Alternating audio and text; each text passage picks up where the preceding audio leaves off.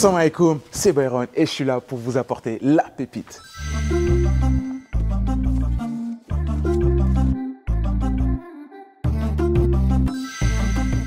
Salam alaikum, j'espère que vous allez bien. C'est Byron et je suis de retour pour vous présenter une nouvelle pépite qui est juste là, l'émir de Cordoue. Alors ce roman de Abderrahim Bouzelmat retrace toute l'histoire de Abderrahman Ier, autrement appelé soit le Faucon de Koraïch ou dans ce cas-là l'émir de Cordoue. On va le suivre depuis sa chute lorsqu'il a perdu les Omeyyades, donc depuis la chute des Omeyyades, jusqu'à son ascension dans la terre des Andalous, l'Andalousie. Il faut savoir que quand on suit toute son histoire à travers ce livre-là, on passe par différentes étapes de sa vie. Donc du coup, son histoire démarre de la Syrie, en passant par l'Égypte, puis la Tunisie, le Maroc, jusqu'à l'Andalousie. Et non, messieurs, dames, ce n'est pas un road trip qui est fait pour vous. Non, non, non, là, c'est vraiment un chemin qu'il a dû suivre pour atteindre son objectif, reprendre l'Andalousie, qui était l'une des dernières terres des Omeyyades.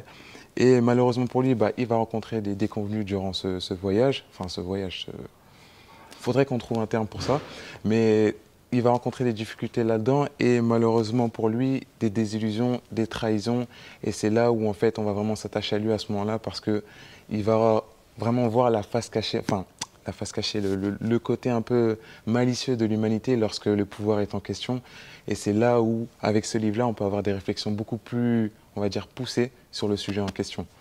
Et ce qui est bien avec ce livre-là, avec ce roman-là, c'est que l'auteur, avec sa plume, arrive à nous mettre en immersion dans le récit de l'émir de Cordoue, donc Abderrahman Ier, à tel point que vous allez avoir l'impression d'être au premier rang du cinéma, de voir tout ça, cette histoire de chaque détail, et ça, c'est incroyable. Et je vous le conseille plus particulièrement parce qu'en fait, là, comme ça, vous allez vous attendre à une histoire vraiment scénarisée dans votre tête, mais il y a des choses que vous découvrez là-dedans, des états d'âme qu'il aura, vous allez dire, mais c'est vraiment l'émir de Cordoue ou c'est le petit garçon du quartier que je connais? Mais non, non, vous allez voir des choses vraiment incroyables dedans. Et comme quoi, être roi ou être émir, ce n'est pas les choses les plus faciles. En tout cas, être dirigeant, ce n'est pas une chose très simple. Du coup, on retrouve en fait tout simplement un être humain fait de sang et de chair qui doit être confronté face à ses faiblesses et aussi conforter ses forces. Donc vous allez découvrir un récit vraiment palpitant, intéressant, accrochant. Je vous le conseille vivement, cette pépite est incroyable. Achetez-le, achetez-le.